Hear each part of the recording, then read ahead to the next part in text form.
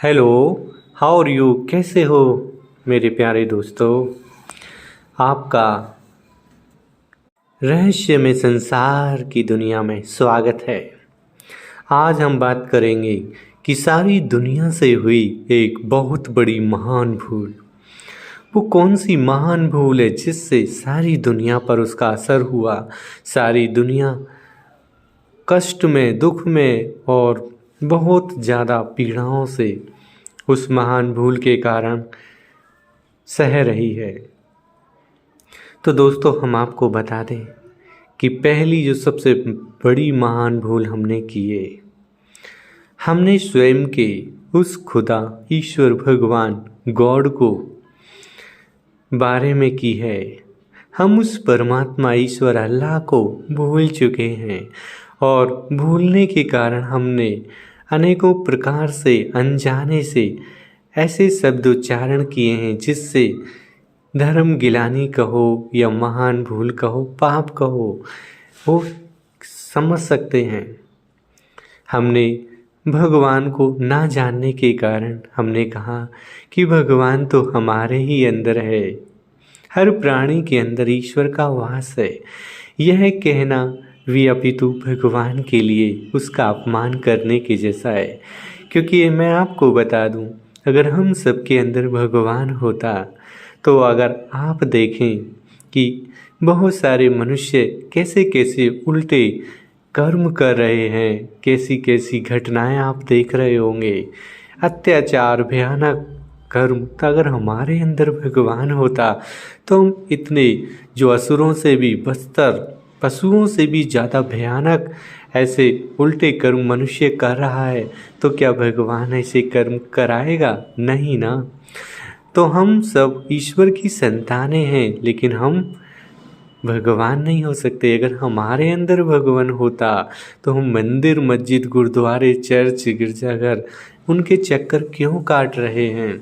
अगर हमारे अंदर भगवान है तो क्यों फिर हम अपनी मूर्ति क्यों ना लगा दें?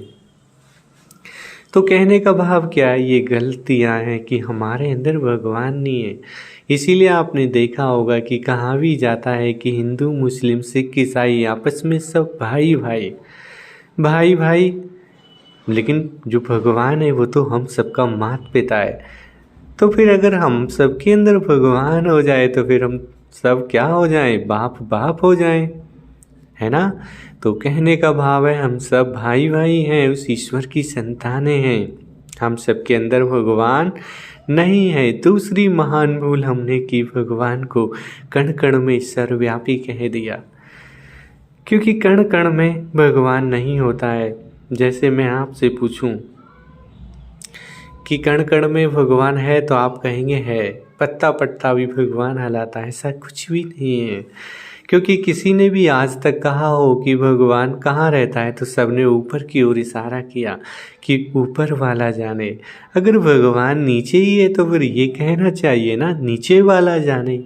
लेकिन आज तक किसी ने कहा नीचे वाला जाने, सबने क्या कहा? ऊपर वाला जाने।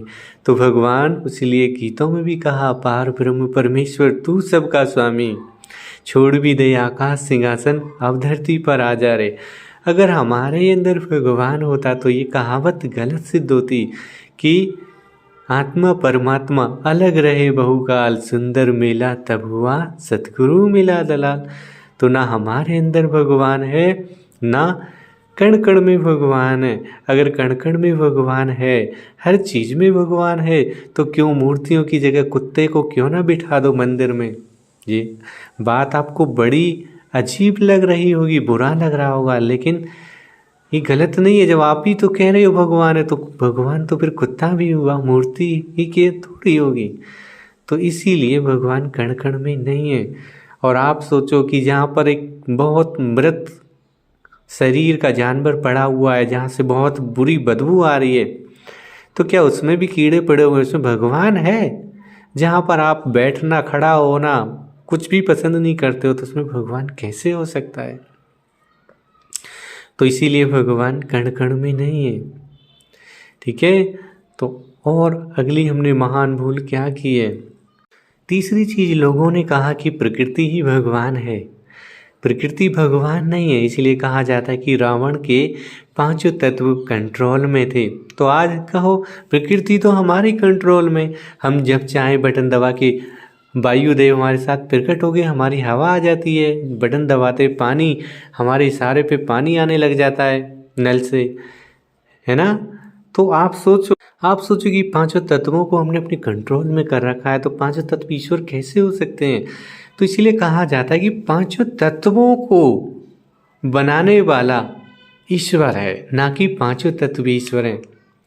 और कुछ लोगों ने क्या कहा है, ईश्वर के लिए कहा है कि ये चांद सितारे ही भगवान है। चांद सितारे भगवान नहीं है। चांद सितारे तो भगवान ने हम सबके लिए घर में रोशनी देने के लिए, सारी दुनिया के लिए ये 2 बल्ब लगाए हैं। और कुछ लोगों ने तो पेड़ पौधों को ही भगवान मान लिया है। कोई तुलसी पीपल केले की पूजा करता है ईश्वर मान के। आप सोचो अगर तुलसी के अंदर भगवान होता तो तुलसी कोई सूखती, कभी नहीं सूखती ना। और तुलसी को पानी की ज़रूरत होती है, आपके दया की करुणा की ज़रूरत होती है। क्या भगवान को आपकी ज़रूरत है? वो तो सर्वोपरि है, सर्वोच्च है। तो इसलिए इन वनस्पतियों में भी भगवान नहीं है। क्योंकि हम आपको बता दें कि थोड़ा सा दृश्य गीता का दिखाते हैं। गीता के भी शुरू के पृष्ठ में लिखा है कि यदा यदा ही धर्मस्य ग्लानिर्भवति भारत, कि जब जब धरती पर धर्म की गिलानी होती है, अधर्म बढ़ता है, तब तब मैं इस धरती पर मेरा दिव्य जन्म होता है। मैं एक साधारण बूढ़े नर मानव तन का आधार लेता हूँ। तो आप सोचिए कि जब भगवान स्वतः ही पहले से यहाँ मौजूद है, तो फिर कौन आता है, कहाँ से आता है। तो इस सोचने की, विचारने की चीज़ें हैं। और भक्ति मार्ग में ढेर सारे अवतारों का भी वर्णन किया है। दोस्तों बुरा लगेगा, लेकिन भगवान का केवल सृष्टि पर एक ही बार अवतार होता है। वो युगे युगे नहीं होता, वो एक कल्प के संगम युगे होता है। केवल कौन सा युग? केवल संगम युगे एक बार सृष्टि के अंत में परमात्मा का अवतरण होता है, शिव बाबा का। और दिखाया भक्ति में कि 24 अवतार है, पता नहीं कुत्ते बिल्ली सब में भगवान को ठोक दिया है। अगर आपको कोई व्यक्ति कहे कि आप कुत्ते जैसे हो, या आप गधे हो, या आपका कोई परिवार का व्यक्ति गधा है, तो आपको अच्छा लगता है या बुरा लगता है? जब बहुत सारे लोगों की एक और मान्यता है कि हम कुत्ते बिल्ली में जन्म लेते हैं। ऐसा नहीं है।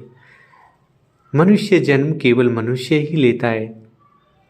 उसके बारे में बाद में बात करेंगे। लेकिन आप सोचो कि कहीं किसी बच्चे ने जन्म लिया और कहीं आपका दादा मर गया, तो आप क्या कहते हो कि मेरा दादा लौट आया।